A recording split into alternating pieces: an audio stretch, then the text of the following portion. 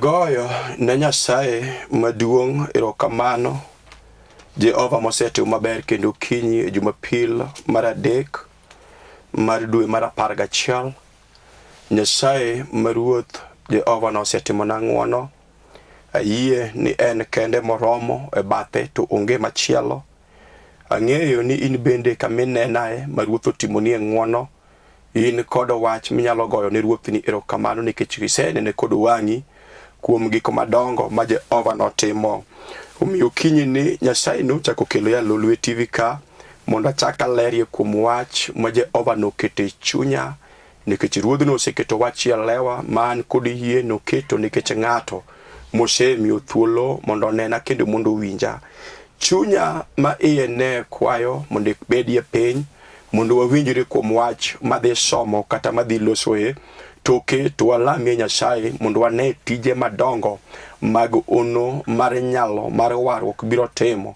Okinyi ni an kod wach madwa nasom e buk mar Samuel.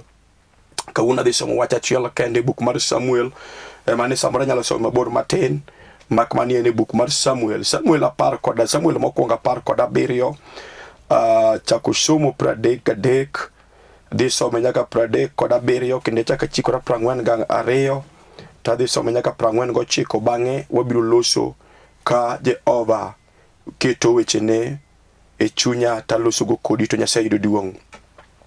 Buk mar Samuel mokwongo 17 chako somo 33 mumaluwo.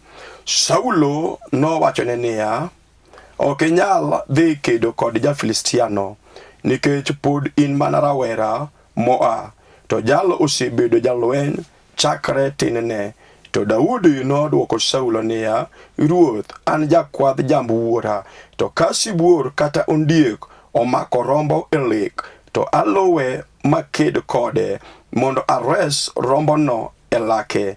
To kapo ni ochikore kuoma, to amako yie tike kendo agoye ma anege. Asenego sibuoche gi ondiegi, omiyo ja-Filistia makia Nyasaye no bende biro tho mana ka ondiegigo, nikech othiano ne oganda Nyasaye mangima. Daudi nomedo wacho niya, ruoth, Nyasaye noseresa e kok sibuoche kendo e kok ondiegi. Obiro resa e lwet ja-Filistiani bende. Saulo nowacho ne Daudi niya, aradhiyo kendo ruoth Nyasaye obed kodi. Chikri koda e Matindo 42 mawacho, kane oneno Daudi nojare nikech ne en mana wuowi moa masilwal kendo majaber. Nopenjo Daudi niya, iparo ni an guok koso mibiro na mana gi kede? Mi nokwongo Daudi gi nying nyisechene. Eka nowacho ni Daudi niya, bi ira ka mondo achiw ringri ne winy ma e polo kendo ni ondiegi ma e thim. Daudi nodwoko ja-Filistia niya, ibiro na gi ligangla kod tong' abaya kod tong' dindo, to an abiro ni mana gi nying Ruoth Nyasaye manyalo gik moko duto, ma Nyasach jolweny mag Israel. Mithianonegi ni, tinende ni Ruoth Nyasaye biro chiwi e lweta, mi abiro negi kendo anang'ad wi oko. Ringreni gi ringre jolweny mag jo-Filistia ibiro weyo ne winy ma e polo kendo ni ondiegi ma e thim, mondo piny duto ong'e ni nitie Nyasaye e Israel. Kamano joma chokore ka duto biro ng'eyo ni Nyasaye ok res joge gi ligangla kod tong'. Lweny en mar Ruoth Nyasaye kendo en ema obiro ketou e lwetwa. 48 wacho, kane jo-Filistia osudo machiegni mondo orad gi Daudi noringo piyo piyo kochomo jalweny jo-Filistia mondo orom kode. Nosoyo lwete e kirope mi ogolo e kidi, nodiro kidi gi orujre mogoyo lela wang' ja-Filistia. Kidi nopowo lela wang'e mi ogore piny auma. Kulwi mondo walam. Wuoro maler, Nyasaye maduong' mar warruok, Hosana ma ja-Galilea mi duong'. Asepaki Jehova asepuoyi nikech ne miromo pile kata okinyi sani ne miromo ni kela ka Kristo nyadichiel mondo achak alosie kod oganda mimiyo thuologi. Yesu anie teko mar nyaloni, aketo lweti abolora tiendi, uma gi tekoni kendo jaloni maduong' mondo obed koda. Ibed na ruoth kawuono kendo pile, nyingi manigi nyalo yudo duong' kendo kawuono mana kuom yie nying Yesu Kristo ne ruodhwa. Amen. Agoyo ne Kristo maduong' mar nyalo erokamano. Jehova ochako kelo ya Lolwe TV ka kudo kinyi mondo wachak wapurie wach joka nyanam mondo wawinjre kuom wach masome muma. Jehova oketo weche moki chunya monego wagoe mbaka mondo wawinjre toketo walam Nyasaye maduong' mar nyalo no. Nyasaye no osebedo Nyasaye, Jehova no osebedo Jehova. Omiyo Nyasaye otimo nang'wono mondo achaka chopie Lolwe TV ka mondo alosie gi dhako, alosie gi dichuo, alosie gi dayo, alosie gi kwaro, alosie gi dala kata alosie gi mier kata gi gweng' moro maang' nuwinja mondo mi Nyasaye otimnegi ng'wono. Wach masome muma kane mabiro losie to bang'e wabiro lamo Nyasaye. Wach masome muma loso kuom ji ariyo, loso kuom jal moro manosebet e lweny aming'a. Jali niluonge ni Goliath ma Jagath mane jatend mar lweny mar jo-Filistia. Teka muma loso kuom kijana moro marawera mathin man chogo e odgi miluongo ni Daudi mane nyathi Jesse mane bende wuok e piny Israel. E kinde machon jo-Israel kod jo-Filistia jogi ok ne winjre kendo ne gin adui maduong' ahinya.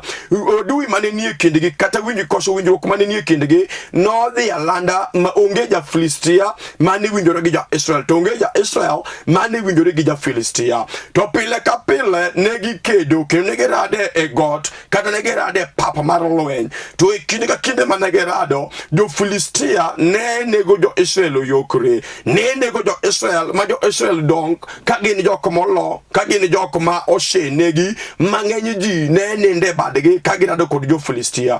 To Daudi ma nyathi Jesse ne neno gigi to paro kod chunye ni jal ma jo-Filistia gi jogi pok ong'eyo kuom Nyasaye, to e piny Israel to nitie Nyasaye. To jogi yanyowa kendo jogi negowa, jogi tiekowa, to kata kamano wan gi Nyasaye manie piny Israel, jal mwang'eyo, jal mwasewuothogo, jal ma kwerewa nowuothogo, jal ma wuonewa nowuothogo. To kata kamano jo-Filistia gi jogi to yanyo Nyasachwa kendo jogi jaro Nyasachwa. Jogi ok ong'eyo Nyasaye mar warruok, jogi ok ong'eyo Nyasaye mar polo, jogi ok ong'eyo Nyasaye maratego manyalo timo gik madongo mag ono. To Maler wacho ni odiochieng' moro achiel ang' jo-Israel owuok mondo odhi okedi. Apako Yesu janasora. Jo-Israel owuok mondo odhi okedi kod jo-Filistia mana kaka ne gitimo pile. To muma kama ok asomo muma wacho niya, no gichopo ka ginie got. Jo-Filistia ne nie got machielo to jo-Israel ne nie got machielo. To diergi ka nopogo kod mitaro moro mang'ongo. To ne giwuok mondo koro gidhi giradi e pap mar lweny. To kane pok giwuok to eka Daudi ma nyathi marawera ochopo kama ne ji lwenye kada kama ne ji dhi kede to dhiyo ir Saulo ma bende ne ruodh Israel. To wacho ni Saulo niya, to jal makia Nyasaye ni, jal ma ok ong'eyo Nyasaye, jal mathiano ne Nyasaye ni, jali ka ng'ato nego to jali biro time ni ang'o. To kane owete Daudi owinjo ka Daudi loso to ne gidhi ir Daudi kama ne gilosi gi Saulo magi wacho ni Daudi niya, wang'eyo kaka ijating'ori kendo wang'eyo kaka ijang'ayi, in nyathi ma pod rawera, lweny bende pok idhi nyaka nene. Ai wich teko ni dog dala mondo ikwa jamni nikech mane gima ne Daudi ong'eyo kata owetene nong'eyo ni mane gima ong'eyo monyalo timo maber molo gimoro amora. Kata kamano Daudi ok nowinjo wach no, en odhi mbele kupenjo Saulo gima nyalo timne. Iwinjo jal ma loso kuome ma muluongo ni Goliath ma Jagath.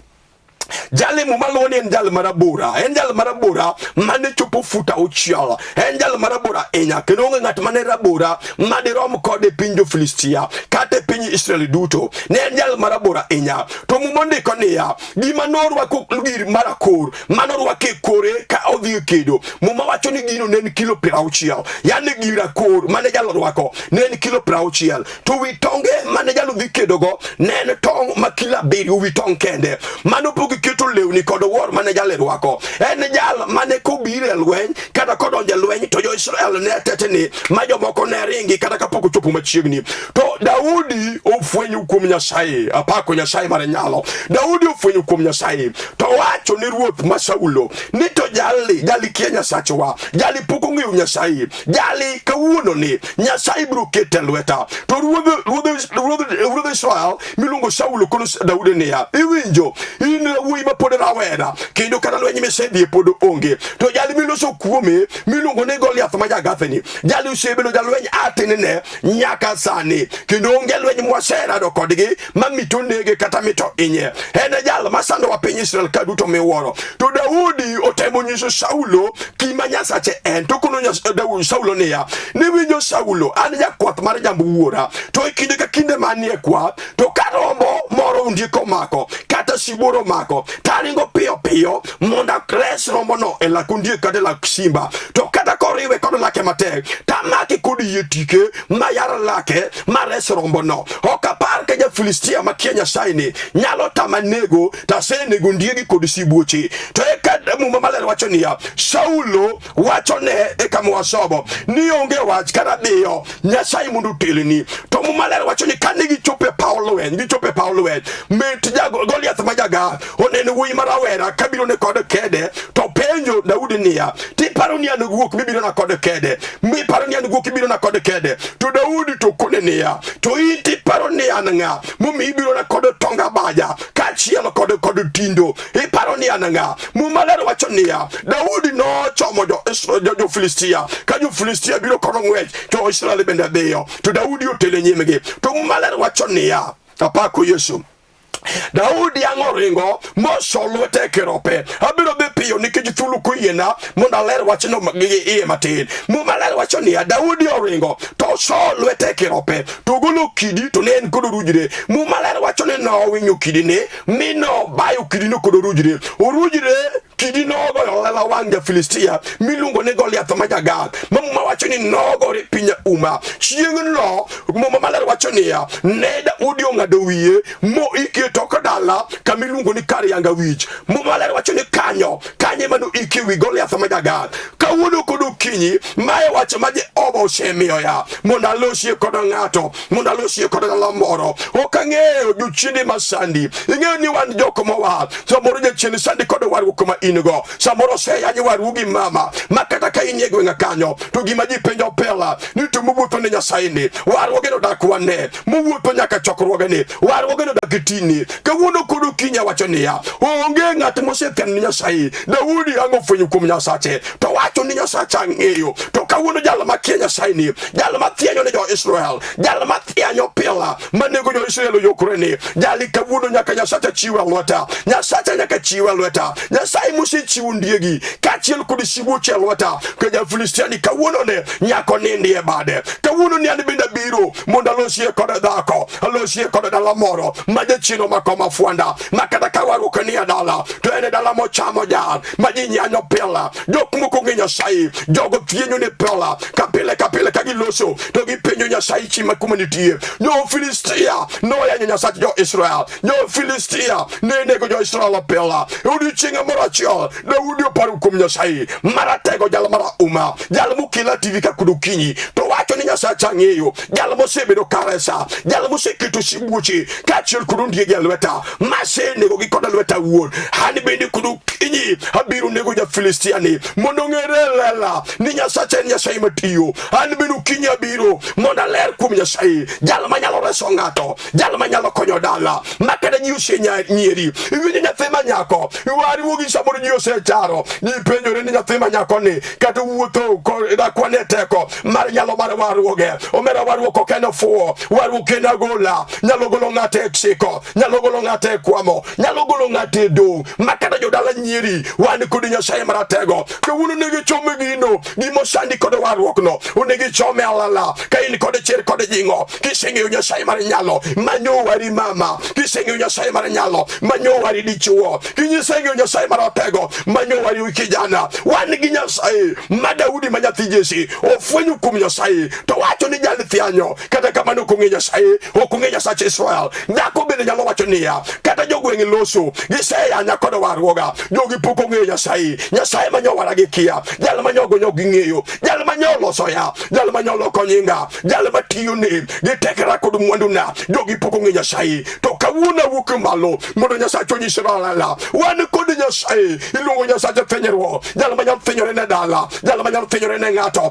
kata dichuo Jehova nyalo fwenyore ni makata bed ni isekendo ikendo to mona dhi adhiya miyo seyanyo warruogi mi penjore e gweng'e niya to jali kata ka oware tango miyo mondo weye pela nyako ni kata koware tango miyo wilo uchuo pile kawuono nitiere Nyasaye. Iwinjo jo Filistia mosesando ngima nigo, iwinjo Goliath ma Jagath moseramo mokalake ni gima ber ok nyalo neno, makata kowari to gima ber ok nyalo neno, makata kowari to daleni ok nyalo dhi maber, makata kowari to tiji ok nyalo dhi maber, makata kowari ilumo la itai to we ber mar warruok kata olembe mag warruok ni ok nyalo neno ngimani. Kawuono dwaro jalo moramo Daudi ma nyathi Jesse oramo wacho niya ang'eyo Nyasacha apako Nyasaye mar nyalo. Kaukinyi sani ng'ato nyalo ramo aloso kuom jal mung'e Nyasaye, ok aloso kuom jal makia Nyasaye, ok aloso kuom jal madhi adhiya kanisa, aloso kuom jal mowa moseng'eyo Nyasaye. Mumaler wacho niya Daudi ong'eyo Nyasache to wacho niya Nyasacha mineno ni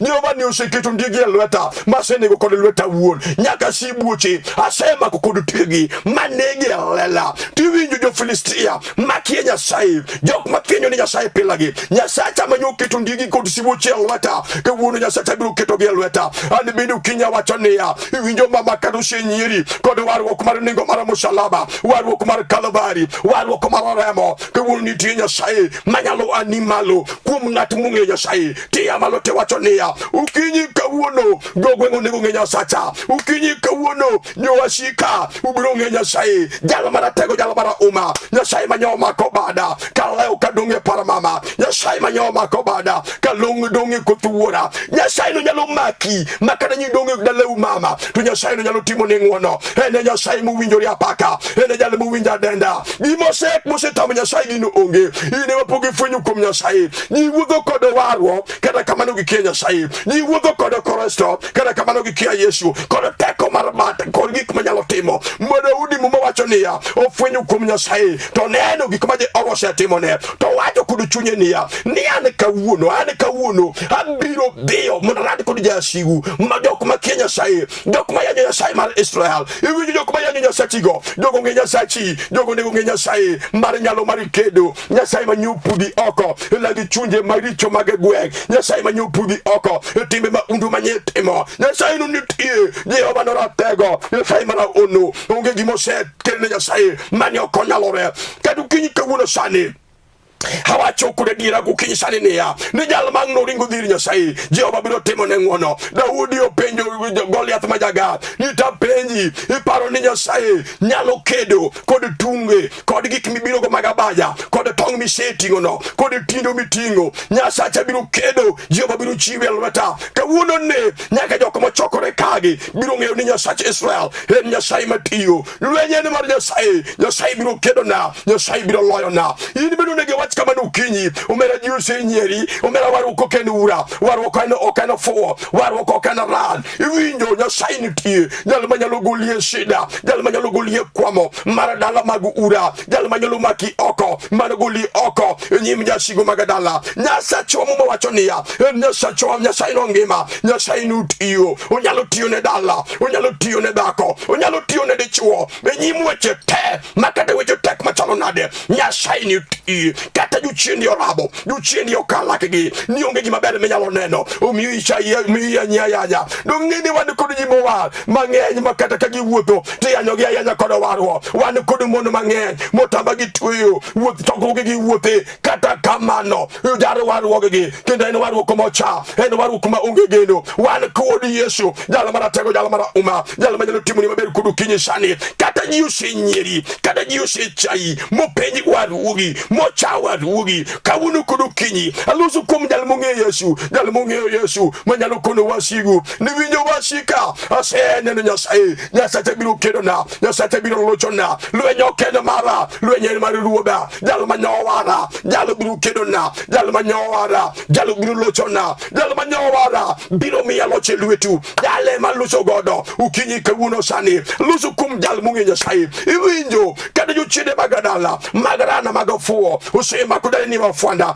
odeyo godo kia nyudalani, kata kama ni ndako mawa, kata kama ni ndako masamoro, inyalo weri kanisa kade chokruo, miwinji kata kama ni pulolo, matek majikonyere chokruo, kata kama ni juchide magadala di kodi, dire magadalo makima fwanda dia kodi, di maber marwaru wako kenya la neno, to chokruo kumichungi, miwiri alo wa Nyasaye kade kipunyo wa Nyasaye, kate dendo kate pako, tiwinjo ka oti yingini mater, maji lugo mgodo do kuma yori, neki je teko mara Nyasaye Allah, iwinjo juchide maluwigo, iwinjo juchide maluwigo mama, juchide gonge Yesu, ukawuno kudu kinyi shani, no Goliath majaga, ibe juchide ma Goliath majaga, momako dala momako kinyi, momako dangima ni dako, kawuno negi nyisi Goliath niya, nini tiye Nyasaye, manyalo kido nengato, wani kodi Nyasaye, iwinjo gwengugo, unego ngego Nyasaye, jalo makido nigno, Daudi yango kono Goliath, ni winjo, kawuno Nyasaye biru chiwi alwata, mono jimo kiyo kagi, yo ganda mochokore kagi, ungeni ni tiye Nyasaye Israel, ani benda wachoniya, Nyasaye chiu nigo lochini, mono ngere gwengu, ni Nyasaye manyowari,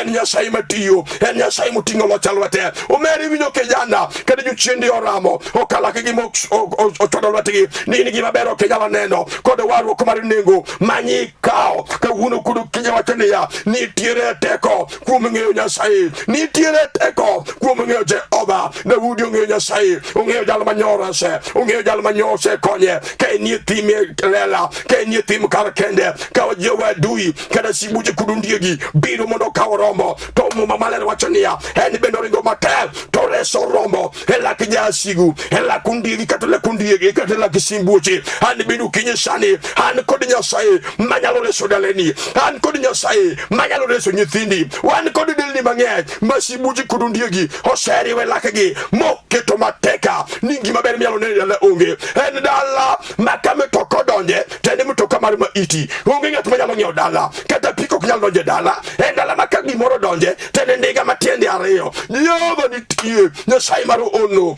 ilungo Nyasaye chimwandu, Nyasaye mara tego jalo mara uma, eni jalo mara tego, jalo mauchunglu kodo liyat, chamu mwandu Nyasaye, gimora mora mane penyi mama ngema, gigo chamu mwandu Nyasaye, ilungo Yesu wono mwandu, ilungo Yesu wono fedha, ilungo Yesu wono baabu, gimo setamu Nyasaye onge, kada nyo chayi dako, kode waru kini jalo mubie, wani kodi Nyasaye chimwandu, jalo manyalo kelugi kama bayo, ningi madako waru ningi madechuo, jalo manyalo kelugi kama bayo, nyaki udi kayo shani, achonu kinyi shani, nabiru lamo koda ngatu katieko, wani kodi Nyasaye mangari yalo ringo di iri, kwa ngatu ngeyo Nyasaye, tengatu ngeyo Nyasaye.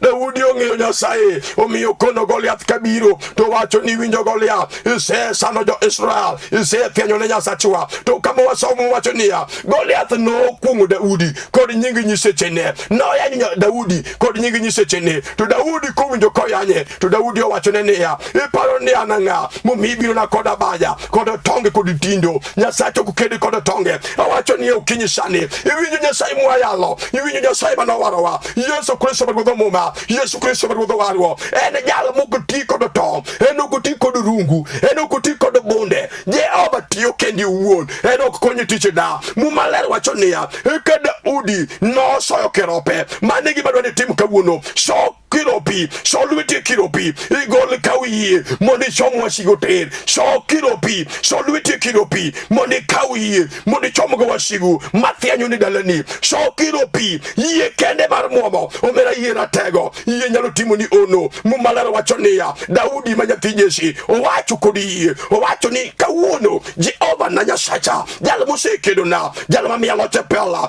nyime jasigo e pim, Jehova mamiya loche pela, nyime sibuoche, Jehova no biro keti alweta kawuono, awacho niya, bende siburo mako ngimani, bende siburo mako odi, wan kod Nyasaye manyalo dadi, Jehova nitie, manyalo goli oko, wan gi Nyasaye manyalo pudhi oko, onge gi mosetamo Nyasachwa, awacho ni koda diera, Nyasaye nogo, manoloyo jogo, manoloyo jo Filistia, nyime jo Israel alela, Nyasaye no nitie, ubiro locho ni kawuono kod okinyi, akia Goliath manie ngimani, akia gima sandi mama, ide chuo iwinjo ya, gima sandi ukaseng'eyo, wan gi Nyasaye mar nyalo, Nyasaye mar ono, jal mapok olo, Yesu mapok owil, iluongo Yesu ruodh nyalo, jal maratego, jal moting'o tek alwote, gimose tamo Nyasaye onge, in mapok ifwenyo kuom Nyasaye, Daudi ofwenyo kuome, to wacho nang'e Nyasaye, ang'eyo Nyasacha, jal mosekedo na, ang'eyo Nyasacha, jal moseloyo na, ang'eyo Nyasacha, jal mosebedo na Nyasaye, kato kinyi sani, Jehova biro chiwo wasika, elwete lala, mondo joko mane kagi, ong'e ni Nyasaye nitie, jal mara ono, jal maratego, jal moting'o loch alwote,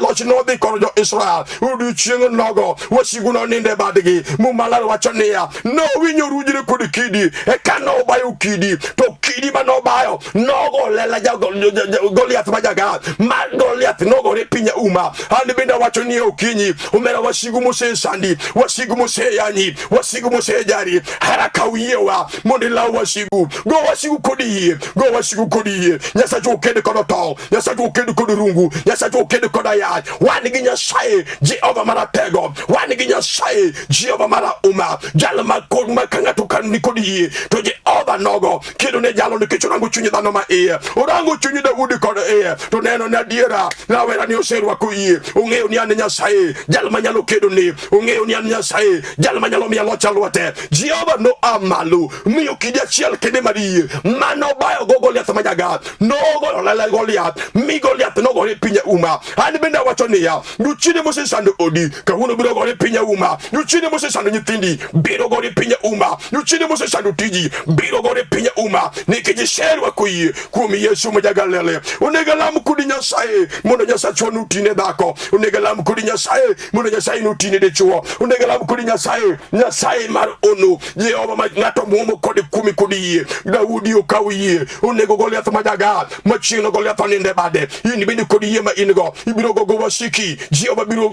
animalo, jira de biro ng'eyo, ni karanyo wari ediera, ni kechiki biro neno teko mar nyalo mar warwo, ye ka warwo kutimo nigi kumadongo, mago ono mago polo, iye na munda lamu kodi, munda Nyasaye utimine ng'wono, ukinyi kawuono tinende ni, wuoro maler, Nyasaye mar nyalo, osana ruodhi kedo, ero kamano kodo kinyi sani, osana janasara, duongo kodo pako kodo loyo, Yesu mndo dogo nye polo malo, lochene dhako ni, lochene de chuogo ni, lochene nyako ni, lochene kijana ni, lochene dala ni babana, timne gigi kumadongo, mag polo jatelo, bendo se yanye warwo, mara musalaba mara Kalvari, Jehova amalo, kinyi riolala, nyisiringi majogi, imege loch ja Kalvari, imege loch ruodho shalem, nyingi manigi teko yudi duwo, nikiji sevinjo ya, kende siya malo mode temeno gandani, mana kumi ye, nyingi malar, nyingi Yesu Kristo no ruodhwa. Amen. Agoyo ne Nyasaye maduong' mar kedero kamano.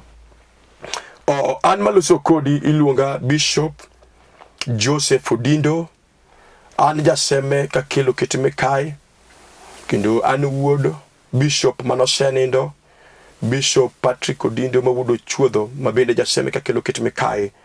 Nyasaye mondo gwedho mamana kanie seme, Elena Keyo manyaka julu konya, ruoth oting'e malo, mamana bed kod yie, wadhi mbele kod tiyo tich Nyasaye, nikech Jehova oikonwa gik mabeyo ni nyimwa. Nyasaye ogwedhi kitiyo tich Nyasaye koki ol kendo koki nyosori, nikech Jasachwa nitie pela. Atiyo kod migawo machielo, kapok achop migawo nase kendo an kod dhako iluongo Karina Kinyi Manyagem. Wan kod kanisa Nairobi ka kamiluongo ne Kibera kamiluongo ni Katwekera, kanye ma Jehova timo na ng'wono. Kidwa ni chokri kodwa, ibiro katigo sime makadho kane, to wakawi, to wami direction mar kanisa. Kidwa goyo sime mondo lami ni Nyasaye, igoyo sime, kike flash, kikigo flashback, go sime mondo walam kod Nyasaye. Atiyo kod migawo machielo iluongo ni Mana Ministries International. Mana Ministries International en migawo makonyo mondo liete to konyo nyithi kiye. Kidwa ni tudri kodgi, YouTube imanyo Missions of Mana, tiyudo gi YouTube kanyo. To kidwa manyo gi Facebook timanyo Mana Ministries International, tiyudo gi Facebook kanyo. Kidwa gi email timanyo manaoffice@yahoo.com, tiyudo gi email. Namba gi mar simu en 0718 930 182, 0718 930 182. Nyasaye mondo gwedhi, Jehova timno maber nyaka Jumapil manyien. Shalom.